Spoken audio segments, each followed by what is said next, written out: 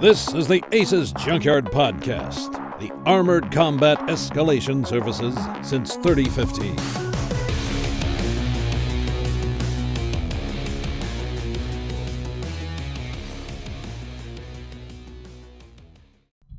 Hello and welcome everybody to the Armored Combat Escalation Service Podcast, episode 22, your number one voted MWO and Battletech podcast in the fourth dimension.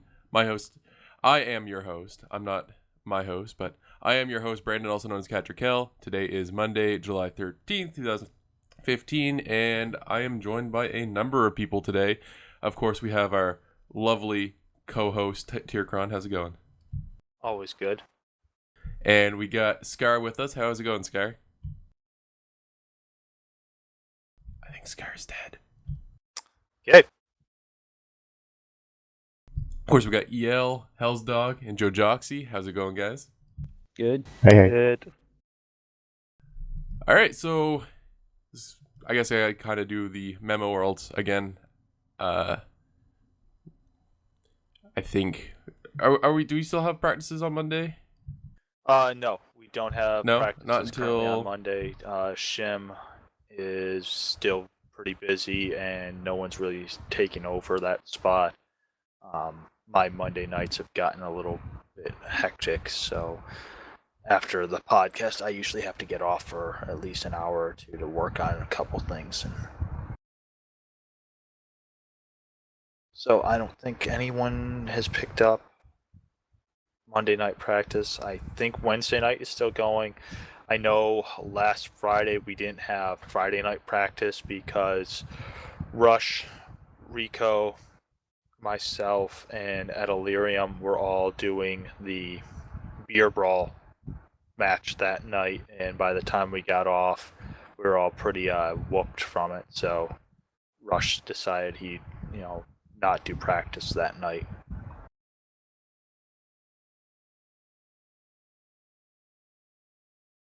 But I do believe Wednesday night there will be another practice, and I believe practice is still on for this Friday unless it's posted otherwise on the forums.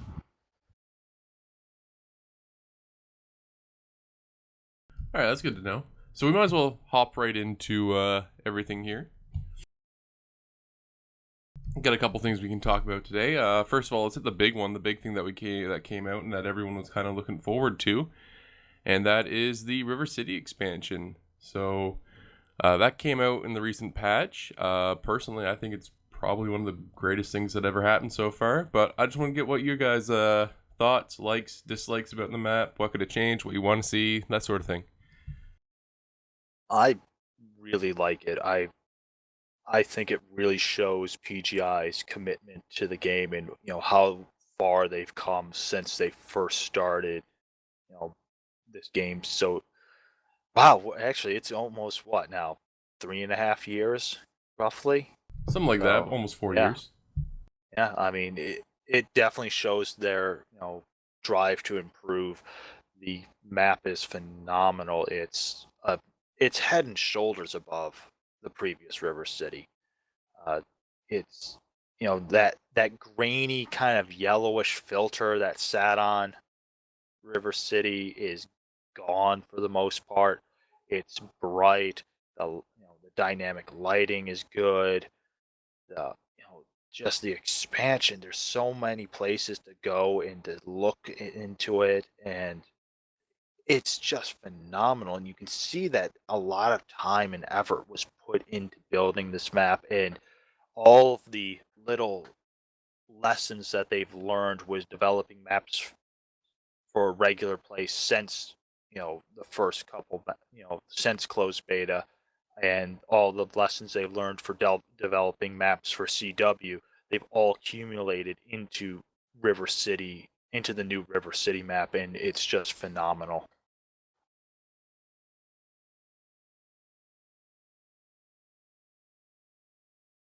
Yeah, I have to agree. Most everything, honestly, River City was totally worth the wait, especially for the remake and the resizing and everything like that.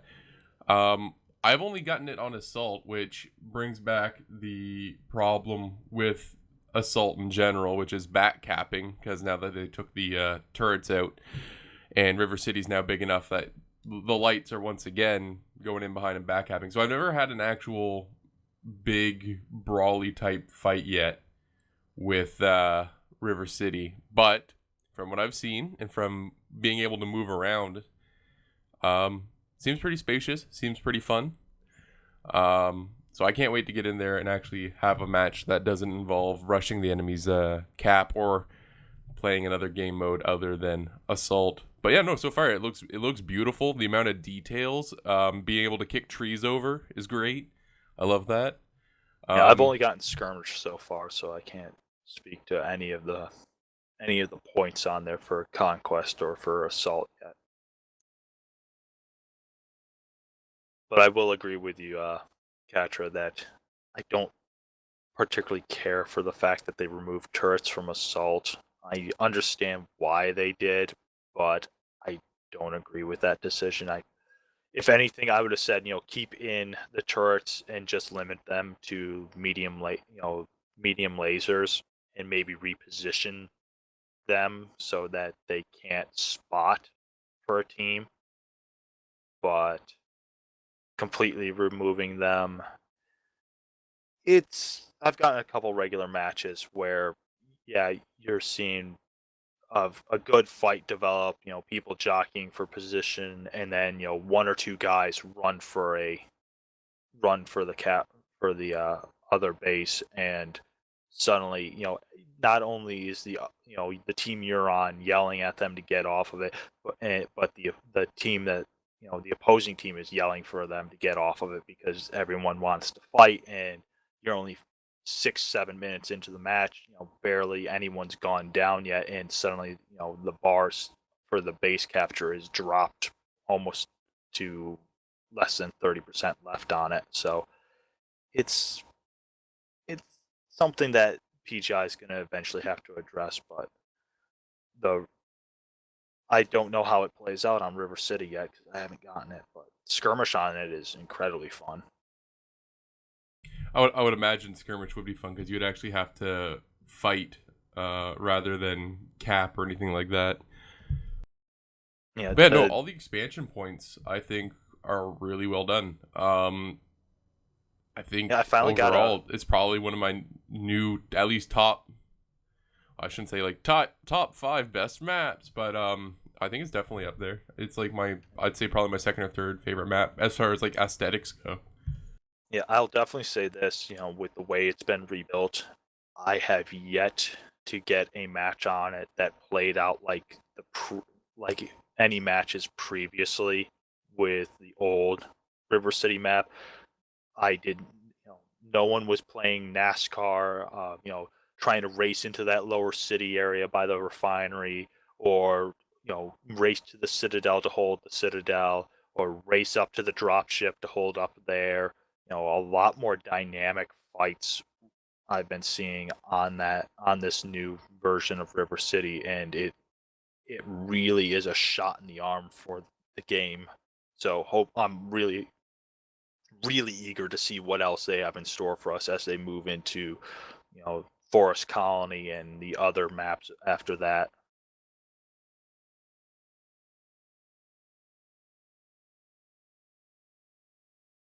So I think we're all in agreement here that the River City expansion, everything to do with the new River City is great. Oh, one of the things I do dislike though is how they took the old River City out of the game, even for custom matches.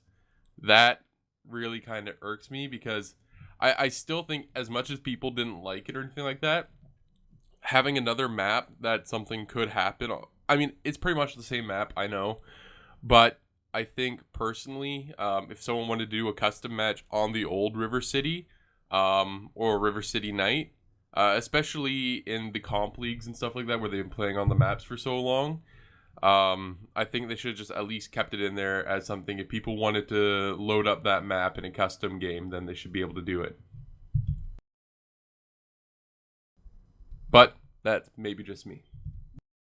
I could understand taking it out of the map rotation and putting the new River City in there instead. But I still think for custom games it would have been, or I should say like private host games or whatever it is people want to say.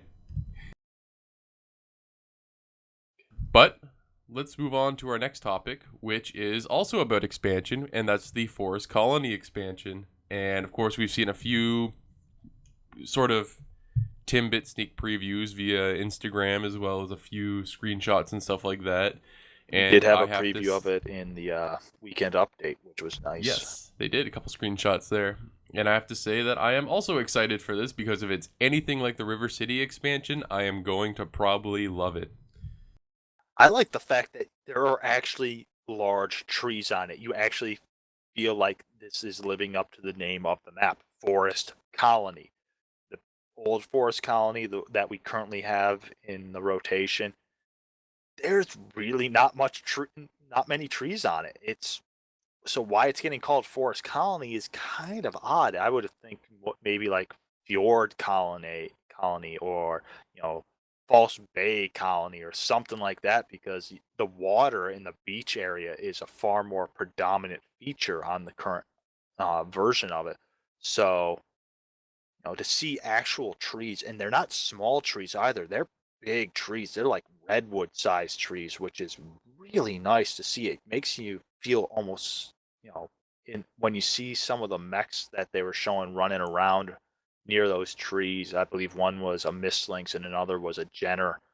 It makes them look small. They even had an Atlas in one of the videos, and the Atlas looks small next to one of those trees, which is really nice to see, because it mechs are supposed to feel big and burly and thundering as they walk across the battlefield, but you seeing natural features on a map reminds you that you're not on the same world that you live on. You're not on Earth. You're in on an alien, a somewhat alien planet. Yeah, it's been terraformed, but it has terrain that you're not generally familiar with, and it's really nice to see it that way. I'll have to agree somewhat. As much as I like the big trees and stuff like that, I do want something that keeps the mechs in perspective. So maybe some like other smaller things scattered about. I know there was a thread about this on the Reddits over on Outreach. And I made a small comment type of things. Like, I'm alright with big trees and stuff like that, but I would love to see, like, at the same time, some timber roads or something like that off to the side that you can see, like, smaller lumber trucks and that sort of thing, just to kind of keep the scale, I guess, in the back of your mind. Or maybe, like, another suggestion I made was maybe some smaller cabins or tents or something like that from maybe we're fighting where they were doing some recent, like, lumber excavation or something like that. And one of the things I wanted to see, and it would be just purely, like, scenery type thing, was I would love to see a powered down logger mech, like the Crosscut or something like that, just somewhere on the map. That'd be good. Because I don't think we've ever seen in a Mech Warrior or BattleTech game a industrial mech at all. Like, no, actually, I think one might have shown up in Mech Assault, but those games are console only on the old Xbox. So what's Mech Assault?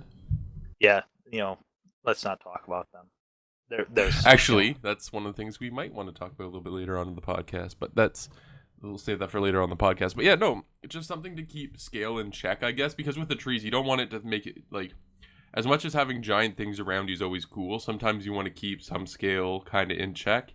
So I think having a few smaller things, or even like I said, like lumber trucks parked off to the side, or maybe, like I said, a powered down logger mech somewhere. So one, it adds to kind of like the map's feel, where it's like, oh, we're fighting in what used to be like a place where people were working. And it's like they kind of maybe had to get the hell out of there pretty quickly because a bunch of battle mechs showed up and want to fight over it. And so there's, like I said, tents or cabins from like where the loggers are working. Oh, and one of the things I said as well would be cool to see would be even this might be a more Canadian thing, or I think parts of I could be wrong, but or at least a northern type thing. But a lumber, maybe an area with like timber rafts or that sort of thing for like a log drive, just kind of floating in the water. You mean a log float? Yeah. Yeah, yeah. I don't think they really do those much anywhere anymore because of the I don't more think so either, but I modern. think it would still be cool aesthetically. I think you might still see them up in like the upper reaches of British Columbia, I was about to near say, I'm pretty sure they still do Alaska, them in areas like like that. northern Canada. Yeah, It's very much where like where probably. where there are really no roads and the only way in and out is either up by boat or by boat plane. Yeah, if they're doing any type of lumbering up there, then yeah, they'd probably do those. But on a planet like that, where in the midst of the succession wars, where a lot of your heavy lift technology might have gone the way of the dodo, or been repurposed, where you used to have been that you could land a dropship in the water, float the logs directly into its holds, and then just take off. You don't do that anymore because those dropships are valuable commodities, and it's silly. A company would say that's That's a not waste of cost. resources. Yeah, it's a waste of resources. It's not cost efficient. It's like, well, how do we get them out there? Do we bring in a boat? It's like, well, what did they do back in the old days before all this? Like, well, they floated the logs down the river. It's like, we can do that too. We'll just use giant mechs to guide them. Exactly, I exactly. want art now of a Atlas or a battle master standing out a bunch of those giant floating logs with a Oh, I was pole. thinking Just having an Atlas on like a timber raft with water wings or yeah. something like that. I, Oh, we can have lumberjack games. A Timberwolf facing off against an Atlas trying to on the log roll, see who wins. But yeah, no, just something I guess to kind of set the mood for the map as well as keep things in check. Or I shouldn't say keep things in check, but keep things in scale. I guess is what I would be really hoping for with this colony expansion. Oh, and of course I want the gameplay to be good as well. But I mean Yeah, that's whatever.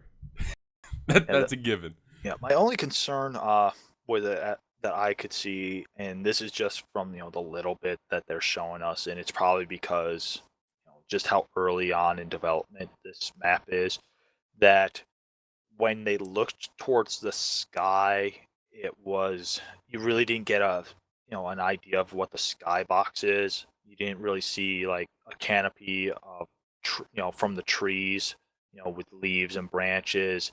There's just kind of this bluish, sky, almost kind of a mist or a heavy over, clouds or something, which I'm not sure what that is generally, and I'm hoping it's just they haven't gotten to rendering that yet because of how early in development the map is. But they have a beautiful skybox on a number of the CW maps, and they've got a beautiful skybox on the new River City. I'm hoping that they'll do the same for this Forest Colony map and not just throw in that mist kind of filter there instead, to which is something that we already kind of have in Forest Colony, the current version, and I don't really care for it. It's kind of drab and boring. There's it just blends too much into the scenery and doesn't make a statement at all. It's not dynamic like you'd expect sky meeting land and water and everything to look like. It should be a bit more wow factor there. Actually, one of the things I just really noticed is that it's when they were showing it off. Of course, this could just be early stuff, but it actually was really clear, and you could see color as opposed to being gray and no color. It's almost like what when it originally came out during beta Oh days. yeah, I mean you can definitely see color. You don't have that grain filter on there like the current map does. I'm talking specifically the skybox. There's really Yeah, no. no. I mean, I get a couple glimpses of something, but it's nothing. It's not enough for me to say, okay, this is what that might look like. So I'm thinking predominantly it's because it's still in pretty early development.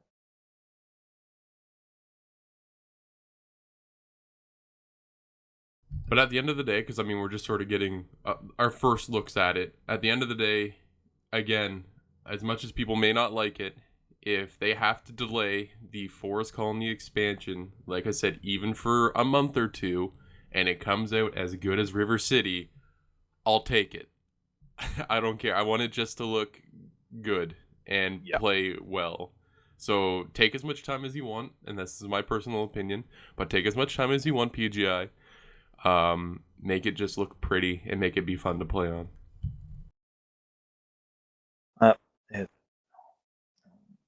We'll see what they come up with. Yeah, and I believe after Forest Colony, aren't they, or maybe they'll have to, because it was only those were the only two that were really voted to be confirmed for changes. Wasn't a couple others were up in the vote. I know they were up in the vote, but I know they only said that they were going to do two of them at the time. It was going to be the top two, but they might put up another vote, maybe. Well, they said River City was getting done, and then there was a vote to determine what would be the next one, and Forest Colony won. They had two other options up at the time with Forest Colony. One was Alpine, and I believe the other one was, I think it might have been Caustic, but I could be wrong. Honestly, Caustic's fine. No, it wasn't Caustic. It was Frozen City. Frozen City? Okay, no, Frozen City's also fine. So hopefully they hit Alpine, because I know they said in one of the developer logs recently that they really want to go back and look at Alpine, and which I'm 100% on board if that's the next one they want to do after Forest Colony. Yeah, Alpine is a map that it needs something done to it, because it's just everything follows the same flow on it. Everyone rushes the hill. Everyone on Conquest fights around that middle point of Theta. And whoever takes that one hill right by that capture point usually ends up winning that match. So they need to do something for that map. I don't know what per se, but with the way River City's turned out, the way Forest Colony's starting to look, I'm confident PGI will come up with something that'll really, wow us and say, yes, this is what we want this map to be like now. But at the same time, they've also mentioned Terra Firma, that they want to go back and revisit Terra Firma. So that's another one. I think no one's going to complain that, oh, why are they going back and redoing Terra Firma? Terra Firma, they should just leave it alone. I don't think anyone who'd say that is probably a very, very small margin of the player base at this point. Terra Firma is great. Don't talk shit about my map, foo. So, no, I'll definitely take a rework of Terra Firma any day. No, Alpine definitely needs. As far as, even if they changed up so much as flattening the middle mountain and maybe making some more gradual hills in the area, I think it would play a lot better, because then it's just not going to that one focal point that you can actually move around a little bit more. Yeah, I think the same could be also said with Terra Firma. Every fight takes a fight around the volcano ring area. So again, just one focal point and not much happens around it. So I think that's the problem with those two maps, and if they were to change it, as much as, to be fair, when Terra Firma first came out, that was really the first different style map, I would want to say, because it did have such a different play mechanic, or I shouldn't say play mechanic, but kind of a gimmick to it, where it was that ring in the center. So yeah, maybe instead of having the one, they have a couple separated. Maybe a couple separated around the map, kind of like if they were harvesting something from volcanoes. Yeah, I'll agree with you. Terra Firma, when it came out, it was different. The fact that there was lava there that could damage your mech and overheat you was, something we didn't have on any other map. We had water on a couple maps by that point where, you could get some cooling benefit, but we had nothing that, was basically an environmental hazard. And one of my hopes for terra firma is that with what we see right now for the dynamic, lighting and the day-night cycle, that maybe they end up, being able to include a dynamic environment scheme where, that if they keep a center, cauldron area, that eventually the lava starts rising and, bubbles over. So you might be able to fight there, but if you're not paying attention to what's going on, suddenly you might, find yourself hip deep in lava and out of luck. So, well, there's a bunch of different things they could do. Um, depending on how much time they want to put in and what their schedule is for everything. But so far, you know, I'm confident that PGI is going to do, right by its player base and revisit most of the old maps to update them, rescale them, you know, make them better than what they currently are. The only two I would say are probably not, aren't going to be, quick to get any changes done on them are probably the newest ones, Mining Collective, Viridian Bog. They'll just by how new they are, if they do any changes, it might just be a dynamic, lighting and day night Honestly, cycle to them. just speaking up on that, Viridian Bog, though being new, I think two simple changes that would completely change the gameplay of Viridian would be adding stairs to the other side of the mountain. That's all you had to do, and I think it would change the like the map 1,000 ways better. Yeah. Oh, and Yeah. maybe take out some of those things you trip up on, but that's about it. Making semi-destructible environment to it. Yeah, but with how new it is, as I said, I don't think that's top priority on their schedule. It's probably going to go older maps. Yeah, older maps first definitely and- for sure. Again, Frozen. Again, this is gonna be my own personal opinion, but Frozen City Night, HPG. Let's see here, Mining Collective and Tourmaline Desert. I don't think need any changes at all. I think those maps play perfectly fine and still stand up to this day. So I would say for Tourmaline, throwing in some more, maybe some more better dynamic weather similar to what you have on Frozen City, where the wind kicks up and the sand kicks up, and you have like loss of visibility on parts of Tourmaline from that. That'd be a nice addition that would increase the dynamic play on that map. But yeah, for the most part, that map's pretty solid. Caustic Valley. Caustic Valley, I feel like there could be a couple small changes done to it. Uh, Maybe tone down the, that greenish filter that's on it, even though it is a very sulfuric planet. Add in a little bit better, more color back into it. Maybe change up the geography of that map slightly, because most of those fights on that map occur around the craters in the center there. It's NASCAR almost all the time.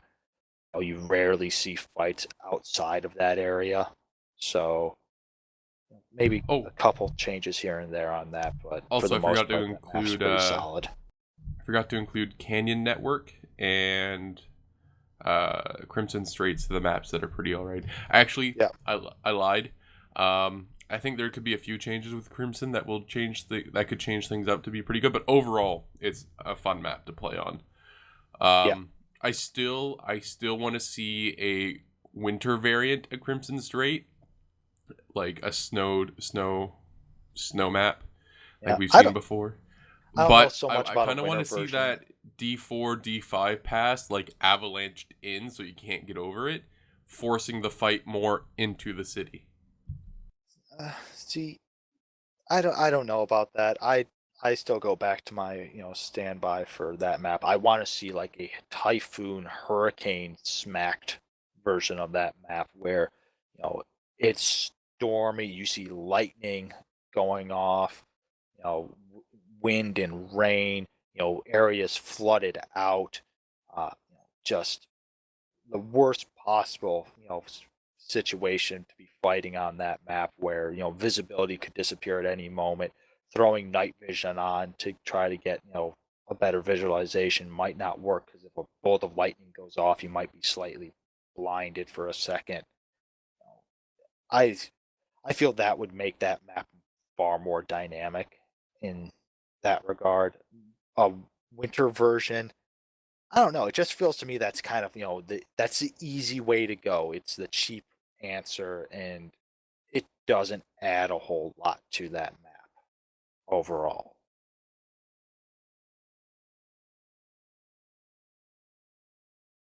Are you saying I'm cheap now? No, Cattra, not at all. You aren't cheap. Well, we also have the rescale votes up. And last time I checked, the Nova was in the lead. So, what are your guys' thoughts on the rescale? What mechs do you think need rescaled out of the ones that are able to be voted for? Well, it's going to be the top 5 of it, and there are currently 12 mechs, 3 from each weight class, and they're going to take the top 5 vote getters, and those will be the ones that'll move into phase 3, which will be determining, how those mechs get rescaled. Are they scaled up? Are they scaled down? Are they thinned? Are they fattened? How that works. Currently, the Awesome is in the lead at about 190 votes. Catapult isn't that far. The Catapult's there. Quick Draw, Nova, Kit Fox, Centurion is just behind the Kit Fox. Most of the other mechs aren't getting a lot of notice. Grasshopper and Shadowhawk are getting a little bit, but for the most part, it's those first 6 mechs that I mentioned that are drawing the most focus. I'm a little torn on some of these choices. The Awesome, yes, the Awesome definitely needs some scaling done on it. It feels off. The Catapult, I understand mentality on that, but I think a lot of the problems with the Catapult are just people playing it poorly. That people that are bringing LRMs on it are getting too close to the fight. People that bring SRM bombers with it aren't playing to that mech's maneuverability. People who bring the K2 or even the Jester don't play to the mech's strengths properly. They expect, basically have an inner sphere version of the Timberwolf, and that, they can run in and tank and fight all at once, and that mech's just not designed for that. So I'm a little torn on, including that for rescale. Quick Draw, yeah, Quick Draw definitely needs rescale. Oh, absolutely. It's It way is too big. super huge, and Same I could be said with the Grasshopper, but that one doesn't seem to be gaining any traction. The Grasshopper, I understand not having it on there, because while it is tall, it's very Well, I mean, it's on there, lanky. but it's only got 40 votes, so 4%. Yeah, the Grasshopper, as I said, it's tall, it's big, but it's a lanky big. So I understand why, people think that it's out of scale, and I don't feel that it really is. The Quick Draw, on the other hand, Quick Draw is definitely out of scale. The thing's almost the same size as a Banshee and an Atlas, and and you know, those mechs are easily 40 tons heavier than it. It's definitely out of proportion. Uh, Centurion, Centurion is one of those mechs again. I feel it doesn't necessarily need a rescale fully. There are some aspects of it that probably could be addressed, but overall it sits pretty nice. The Nova, I'm a little torn on. I think a lot of the problem for the Nova is it's just so wide that people aren't used to piloting a mech like that. They expect, a mech that with that, bird configuration to be much more narrow, and it's not. So it throws people off when they try to pilot it. The Kit Fox, I don't think it really needs a rescale. I think it just needs to have, if you look at it in the mech lab, I think it stands up a little bit too tall if they, just had the legs, compress a few degrees and have it sit a little bit more, squat. It would be, it wouldn't have that issue. If it was, if it had its legs, squattier like the adder's legs are, I think it would be, easier to use because it is a 35-ton mech. It's supposed to be kind of boxy, with the size of it. But for the most part, the few mechs that are included on this that you know haven't been getting the attention, like the Raven, the Adder, the Victor, and the Stalker, the Shadowhawk as well. Yeah, I don't I don't necessarily see a reason to rescale them at this point. I think they all kind of sit pretty nicely where they are. Stalker, I don't think the Stalker needs a rescale. I think it just needs a slight geometry change and maybe a slight hitbox change. But overall, I'm pretty okay with the Stalker. I was about to say Stalker's pretty good. As far as rescale, I don't think the Awesome needs a rescale as much as it needs a redo. Unless that's what they mean by rescale, but I think it needs to be a little bit thinner and maybe a little bit taller. So you're thinking a remodel, not a rescale? Yeah, probably a remodel would be catapult, like you No. were saying. Probably maybe a rescale on some of the boxes and maybe not have the VCRs taped around the sides of it anymore. Maybe if they can again, but that'll be going back into a remodel type thing with the with how the missile pods actually end up working.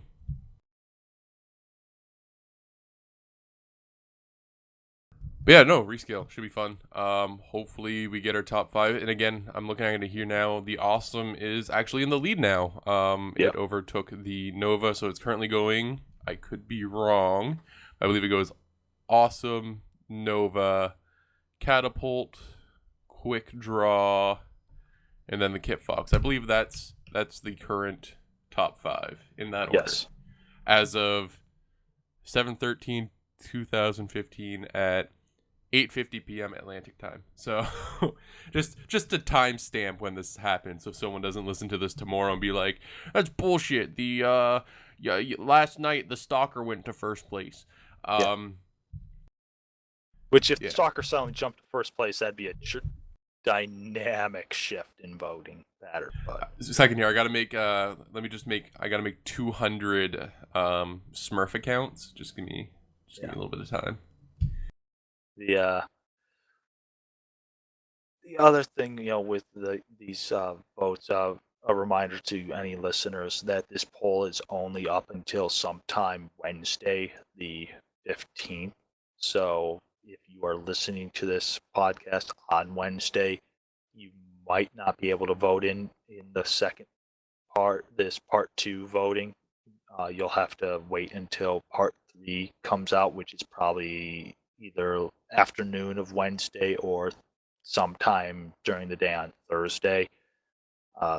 And that part 3 will be, determining the 5 mechs from part 2, should they be scaled up, should they be scaled down, what, how they should be moved in terms of the rescale.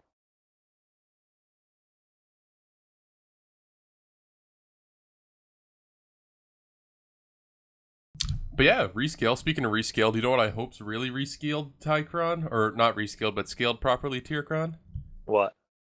The Shadow Cat and Arctic Cheetah. Oh, Segway Pro. I don't know how that's a proper segue because we haven't really even seen them. We've gotten a couple sneak peeks. We've seen the Shadow Cat power up, power down. Well, we've also seen the Arctic Cheetah running around the and Shadow floating. Cat on the Instagram account right now. It shows it running along that little ledge area on Crimson Strait, back behind the buildings when you're coming up next to that bay area, all the way over. When you're marching up into the city, I think it's the B line. It's running that back area where if you're a light mech and you can run up the little coastline there. You can get to the far capture point on Conquest without ever being seen. So it was running along that back ridge area, and it's hard to get a proper idea of scale for it there because the angle that the video is shot is straight on at it and at a slightly downward. I'm sorry, a slight upward angle. So you can't. So It simple. We makes just it got to look, recreate it. yeah. So it makes it look a Duh. little larger than it probably is, but it, for the most part, the model effects look like they're pretty spot on.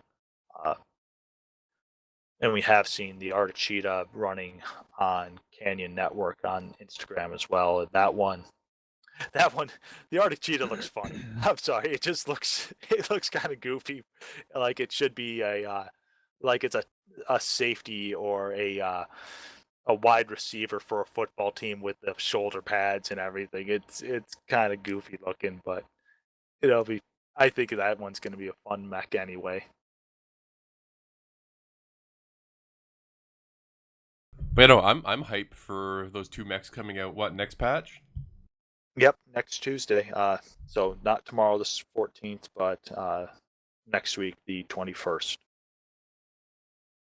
Choo choo, all aboard the hype train. No, I'm actually looking forward. I mean, I think the Shadow Cat, like I said, it's going to be a clan cicada, and I think it's going to be a little bit fun to play. I'll probably end up putting a Gauss in there and then seeing what else I can cram in there and make it into a. I hope it's a good Pop-Tart, because that's what, for those of you who might not or know, A.C.E.S before it was A.C.E.S and before MWO, we played. A lot of us played, or some of us played MechWarrior Living Legends and the Shadow Cat. We were Clan Wolf in Exile, and the Shadow Cat was our go-to mech, and it was our meta baby, and I loved it, and I want it back. So I'm excited.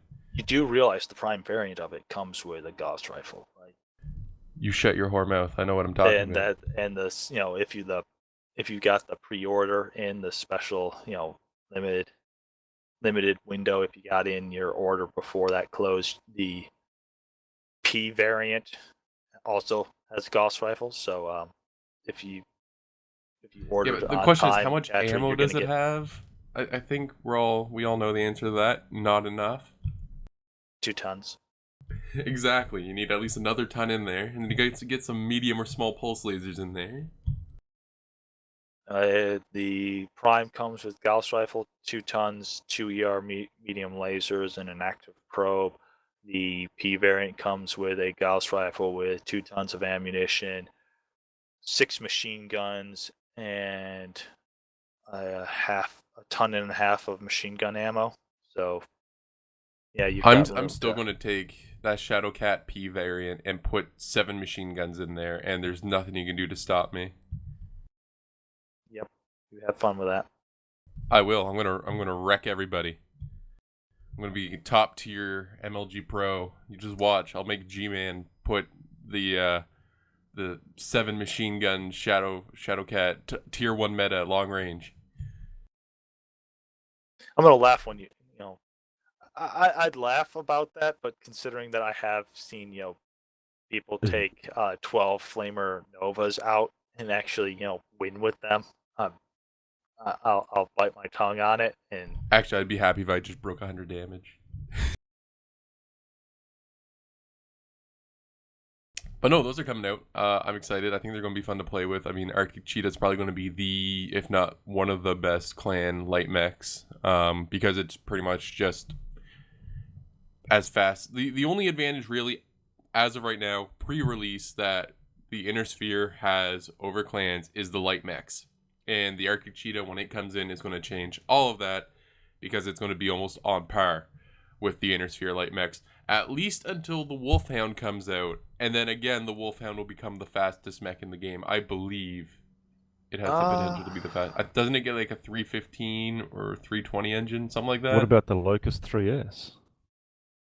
That is the true. Locust. Got 6 more pulse lasers and 170 kilometers an hour. It's still a Locust. It's got paper thin armor. So yeah, those come out. The Wolfhound could take a 238 is the largest engine. I'm sorry, no, About to say, what the hell's wrong with these? 295 on most. The Wolfhound 1 can take a 315, but you're probably going to be sacrificing to do so. Telling you, 315 small lasers, new meta.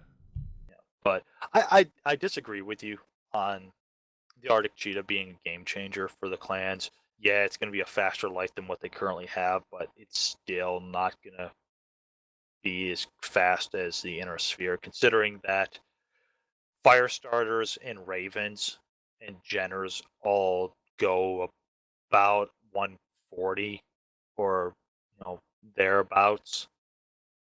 It's still going to get outpaced.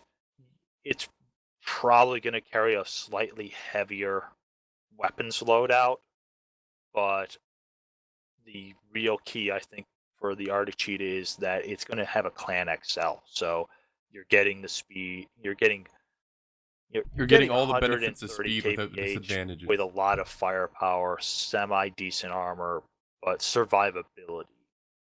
Whereas to do the similar thing for the Inner Sphere, you can get the speed, you can get semi-decent armor, you can get semi-decent firepower, but you lose out on survivability.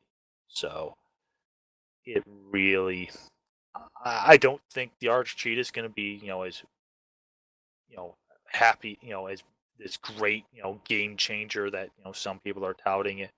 Yeah, you could see a clan light rush with it, but I'm pretty certain that most of the teams out there that know how to use the light rush and know how to stop an Inner Sphere light rush are going to take one look at the Arctic Cheetahs coming over the gate and go, ha! Just blow them to pieces. You'll have a couple exceptions to that, but for the most part, the light rush as a whole seems to be a lesser used tactic nowadays. Not predominantly because of the changes that PGI's made, but more so because of the teams that are playing in CW. They're familiar with it, they know how it works, and they know how to counter it.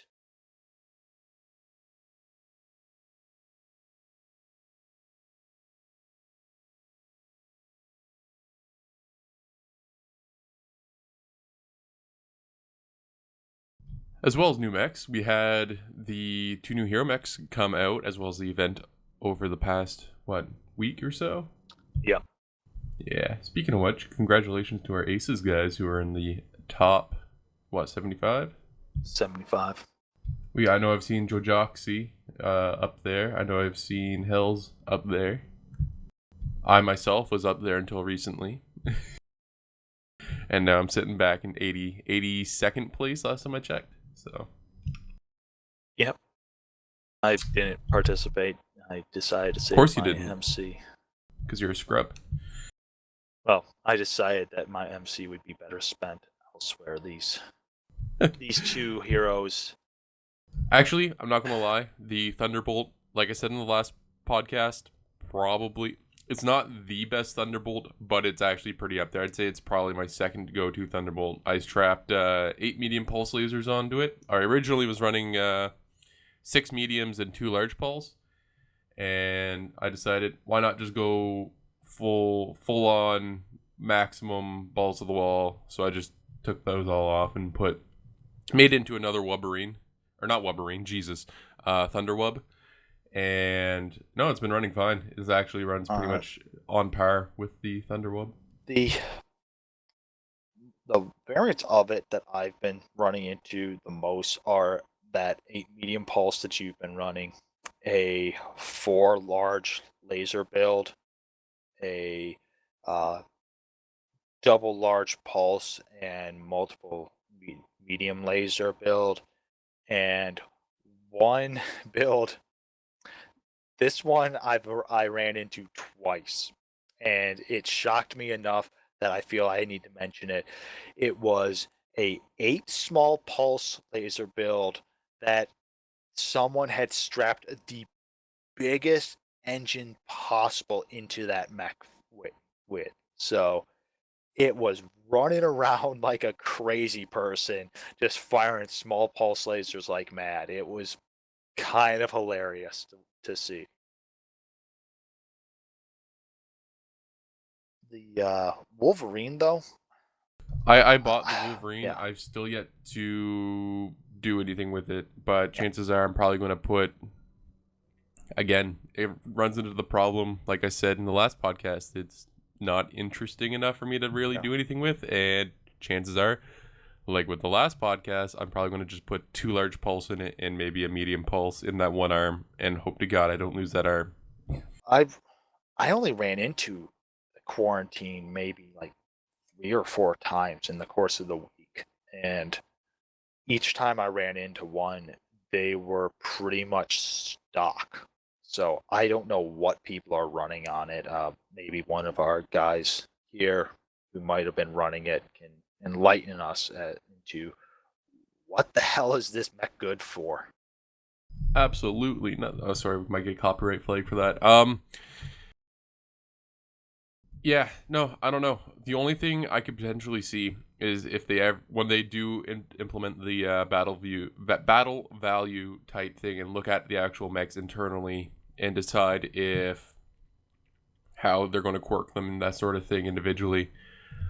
I don't think I would be totally upset if they once again gave the quarantine large pulse laser quirks and made it back into the Wolverine. I think I would be perfectly all right with that. Now, I might be a vocal minority, and the majority might try to burn down PGI's office if they do that, but I'd be all right with it. Because I think with that one arm, again, if they want to actually make it do something interesting, just bring back the Wolverine. It was a fun mech that actually had a decent trade-off. I mean, you could fire pretty much forever, but if you lost that one arm, you were done. Much like the quarantine sits right now, you lose that one arm, you're done. So if the Wolverine's ever coming back, it's probably going to still be on the 6K. They'll probably just reverse their changes. That's true. I could see and that. probably maybe tone down the heat, the heat and the cool down a little bit. But I don't think that the quarantine's going to turn into the new Wolverine. I think you're wishing on a star there. Well, I want to believe. I want to believe. The Blue Fairy is not coming to make you a real boy, Cattra. It's not coming to make you a new Wolverine. It's not on that puppet. On that note, we also have tomorrow. So it'd be 7/14/2015. For the date, a Euro server test, which for all our Euro users, that's going to be good for them. I know myself, I'll probably keep, if I remember, you get to check off what servers you want to search for, so I'll probably just leave all servers open.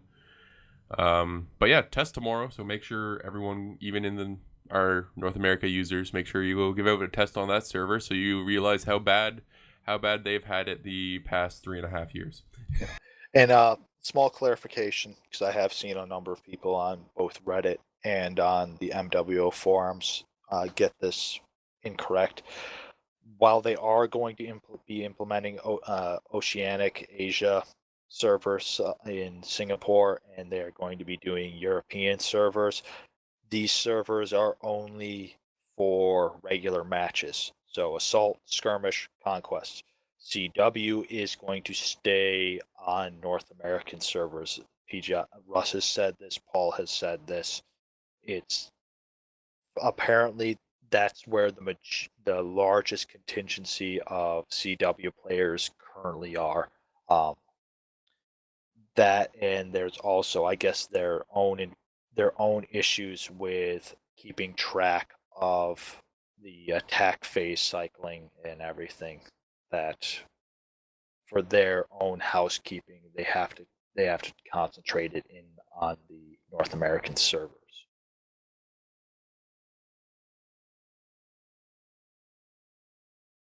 So which is good. Yeah. I'm excited to see the European servers finally getting online, and then it's a time to get the Oceanic servers online. there in Singapore. So only time now. Hopefully PGI doesn't go bankrupt like everyone says they've been on the verge of for the past 3.5 years. Any day now, I swear. Yep, they've been saying that for a while, but well, that's one of those things where you can't say one way or the other, because we've seen companies in the gaming industry that they look like they're doing absolutely terrible and that they're going to fail the next day, and yet they they make this meteoric rise afterwards, like the Phoenix. And then we've seen companies that, they seem to be on top of the world. They've got everything going for them. And then the next day, boom, there's a closed sign and a for sale sign up by their name. And it's like, what the hell happened?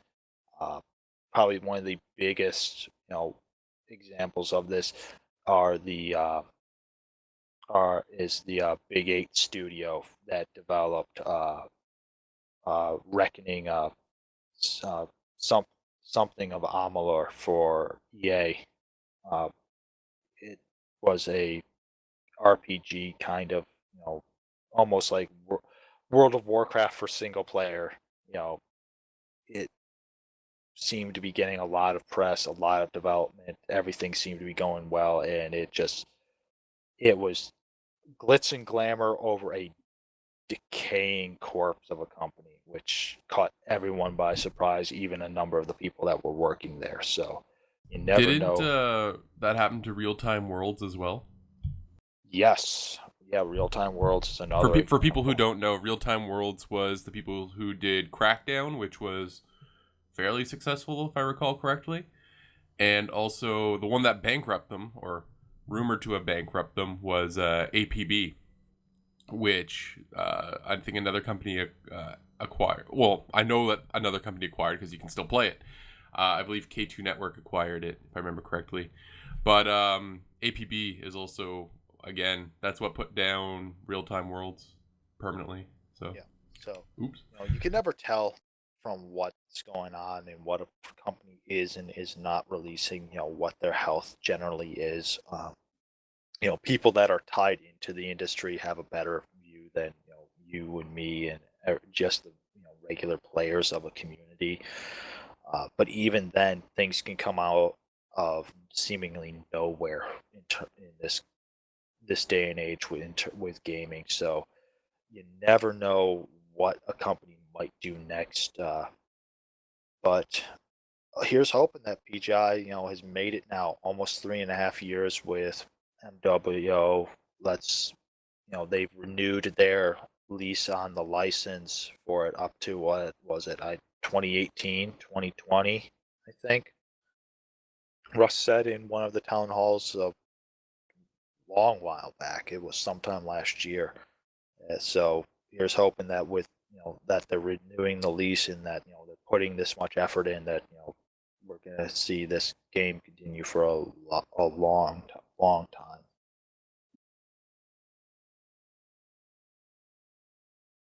And our final topic for the night, bringing back the topic of Mech Assault, that game everybody loved. Actually, it wasn't too terrible. Honestly, I thought it was pretty fun for something for an original Xbox game, but that's just me being a heretic. Microsoft's own Phil Spencer, who some of you, if you know or don't know, is the head of Xbox, said more or less, to TLDR it. Actually, it's a tweet, so I mean you can't really shorten up a tweet. But he doesn't. To summarize, he doesn't know why anyone is not working on a new Mech Assault or Mech Commander cross-platform game. And he later says, "We're not working on it, but we should be." So maybe a little bit of a foreshadow of things to come. I don't know. Could Well, be interesting. one of the big things from E3 was Microsoft talking about getting back into the game development, in not just, for the 360 and for the Xbox One, in because that's predominantly where they've been keeping all of their development effort is in-house for the Xbox systems. At E3 this year, they did talk about, going, reinvesting some of that effort into the PC market, well, especially with their games for Windows effort, and that they're all basically, moving everything from, their PC gaming side over into with their Xbox gaming side, and just combining that all under Microsoft Gaming. So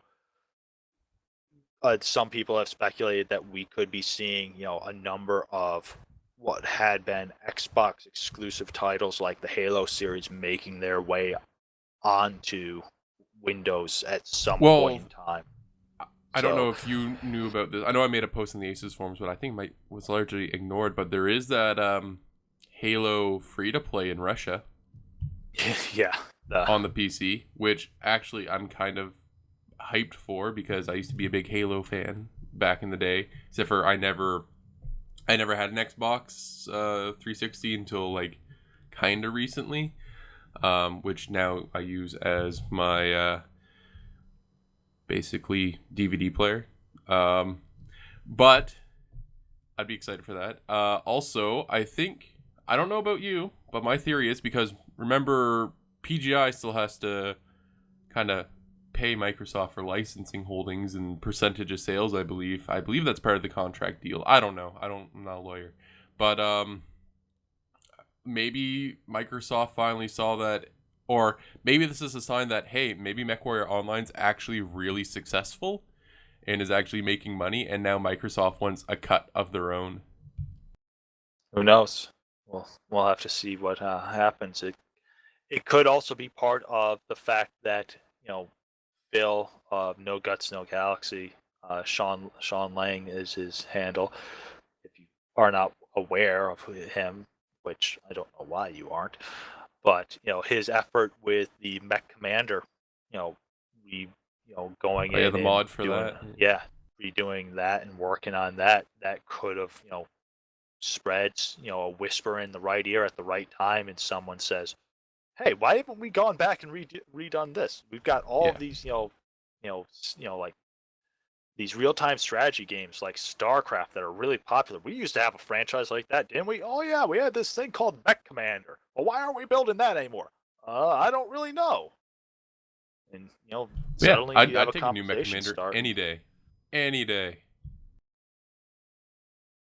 So Mech Assault, I could live without. But if they did make one, I might give it a try, but I'd probably still end up playing MechWarrior Online a bit more. Mech Commander, I would probably make time out of my day to sit down and play a Mech Commander game or two a day. Well, you know what the real next step for the MechWarrior franchise is going to be? Real life robots fighting, speaking of which, Japan versus USA confirmed. Yeah. No, it'll be the MechWarrior MOBA. Yeah, think about that one. No. Well... You want to see MechWarrior as much as I want to see it, I don't think it would actually work. Yeah, I don't think it would work either. And if someone was bold enough to, or crazy enough to try to, announce something like that, I'm pretty sure most of the diehard fans of this series, I do know, of this universe, would. To be fair, I do know Phil's before the Mech Commander project, there was the BattleTech Universe project Phil worked on. I know that's got a lot of attention, and people still to this day email us asking, hey, when's this coming out? Are you guys still working on it? Hey, when I saw this on YouTube, which I believe has over 100 and some thousand views now, maybe more. Is this still being worked on? The answer is no, it is on hold indefinitely because we don't have the time, or at least I don't think Phil has the time. I think I still have an old copy of one of the alphas on my hard drive somewhere, but yeah, last I heard, it's still on hold indefinitely, but maybe someone at Microsoft saw that. Never know. Who knows? Point is, mechs are the hot ticket item again, and we all are better people for it, so. Mechs are love, mechs are life. This has been the Armored Combat. Oh, Hells has something to say as I was about to sign off. Go, Hells. Go, say it. I don't know what the game's called, but I was just thinking like a big giant planetary one where you do like a strategy game where you just sending your dropships around and mechs and stuff around trying to take planets. Sort of like not sure what that game's called. Don't really play them. Turn-based one. Something Annihilation, isn't it? Planetary Annihilation. I was thinking more of a world map one, like old style with the Greeks and stuff. Like Risk? Risk, that yeah, similar to Risk, a mech version. All right, guys at Catalyst, you heard it here. We need a MechWarrior BattleTech version of Risk. I know you guys do all your special editions and stuff like that. Get on it. I'd pay money for that. I'm not gonna lie. All right, this has now actually, and unless someone has something else to say, last takes for saying something. Going once, going twice. All right, this has been your Armored Combat Escalation Service podcast. I have been your host, Brandon. Thank you, everybody, for showing up. Thank you for listening. Have fun, Mech Warriors.